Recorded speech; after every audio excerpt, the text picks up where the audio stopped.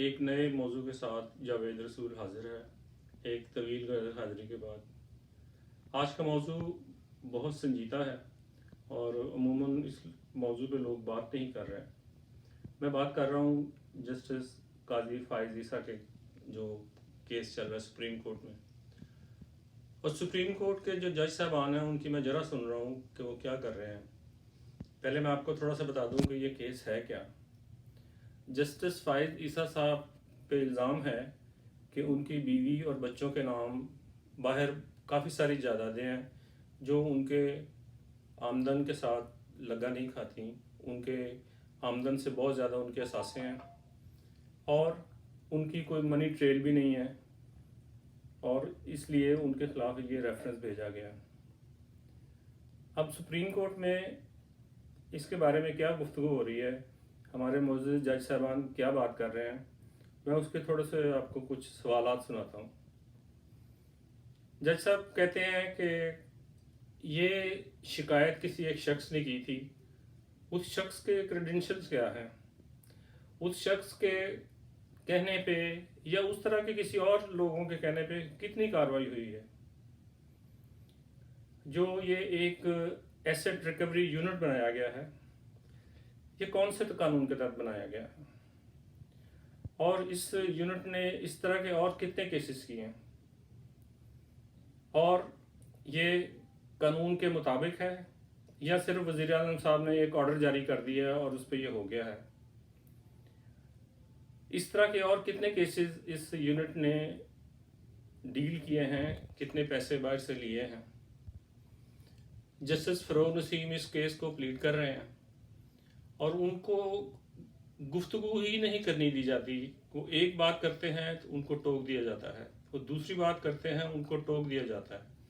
उन्होंने बारहा कहा है कि मुझे पहले अपने सारी जो जितने भी मेरी मारूजात हैं मुझे इजाज़त दी जाए कि मैं वो कर लूँ, उसके बाद आप जितने सवाल करेंगे मैं करूँगा, लेकिन उसके बारे में कोई गुफ्तगू नहीं हो रही। और जज साहबान बाज़ औक़ात उनका तमस्खुर भी उड़ाते हैं।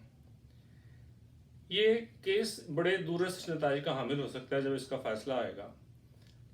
एक सुप्रीम कोर्ट के जज साहब कहते हैं कि क्या मेरा बेटा अगर कोई जायदाद खरीदता है तो मैं उसका जिम्मेदार हूँ, जबकि सबको पता है कि उसकी जिम्मेदार है। अगर उसके पास कोई मालूम ज़राए नहीं है कि उसने ये पैसा कैसे कमाया है तो उसको जवाब देना पड़ेगा। इस तरह तो बिल्कुल आम बात है, ब्यूरोक्रेट रिश्वत लेके अपने बीवी के बच्चों के सालों के नाम पे अपनी जायदादें बनाते जाएं और उनको कल से पूछे तो वो कहें जी मेरा तो इससे कोई ताल्लुक नहीं है। ये बिल्कुल वही केस है जो नवाज शरीफ साहब का केस था कि मेरे बच्चे बाहर हैं, वो उनके पास जायदादें हैं, मुझे नहीं पता उन्होंने की हैं।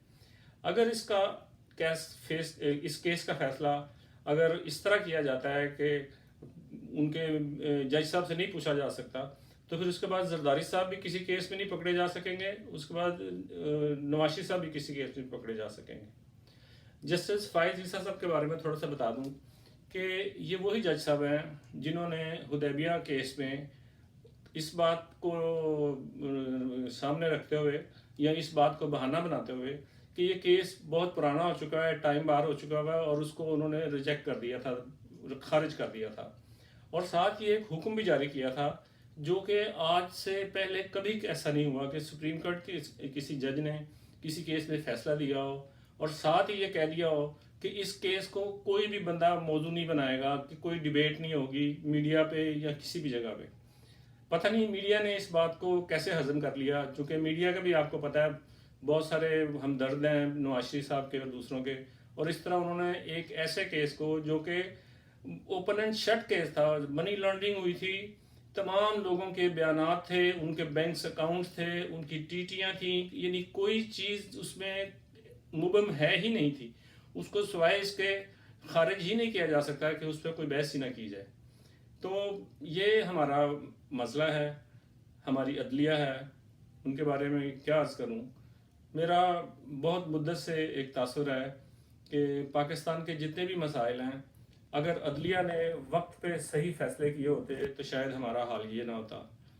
इसी अदलिया ने जो पिछले चीफ जस्टिस थे जनाब खोसा साहब, उन्होंने एक दरख्वास्त पे जो कि नवाज शरीफ साहब ने दी थी, जो कि एक जेल में एक मुजरिम की हैसियत से रह रहे थे, उनको सज़ा हो चुकी थी, उन्होंने कहा कि मैं जेल में जहनी तनाव महसूस करता हूँ। लिहाजा उनको इसलिए नहीं कि उन्होंने कोई इलाज कराना था, उनको कोई मोहलक बीमारी थी, सिर्फ इसलिए कि वो जहनी तनाव महसूस कर रहे हैं, उनको 6 हफ्ते की बेल दी गई, उसके बाद जिस तरह उनको बाहर भेजा गया, ये सारी चीज़ें हैं।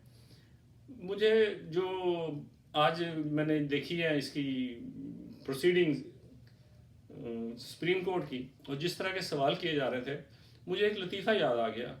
एक साहब के हाथ चोरी हो गई और जो चोर थे उनकी नकदी, जेवरात और कीमती सामान उठा के ले गए।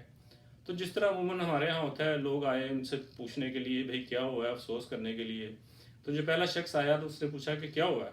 उसने कहा जी बस वो सामान जो है ना चोरी करके ले गए हैं। तो उन्होंने पूछा कहाँ पड़ा हुआ था। उन्होंने कहा वो बस अलमारी में पड़ा हुआ था। अलमारी कहाँ थी जी, वो बात बरामदे में पड़ी हुई थी।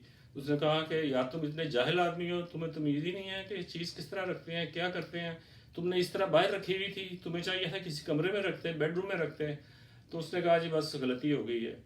उससे अगला बंदा आया, उसने कहा कि क्या हुआ, सारा कुछ पूछा। उसने कहा जिस तरह अलमारी में। उन्होंने कहा यार तुम पागल आदमी हो, तुमने उसको कैसे रखा हुआ है अलमारी में। उसके लिए तो आपको कुछ सेफ बनाना चाहिए था, आपने सेफ ही नहीं बनाया। सब लोग घरों में सेफ बना के रखते हैं कीमती सामान रखने के लिए। उसने कहा जी बस गलती हो गई। उससे अगला बंदा आया, उसको भी उन्होंने यही सारी स्टोरी सुनाई। उसने भी उनको जो है ना लान तान की कि तुम कैसे आदमी हो, जाहिल आदमी हो, तुम्हें पता ही नहीं है कि क्या है। लोग तो इस तरह की चीज़ें जो है लॉकर्स में रखे हैं, तुमने अपने घर में रखी हैं सारी चीज़ें, तुम्हें अजीब आदमी हो।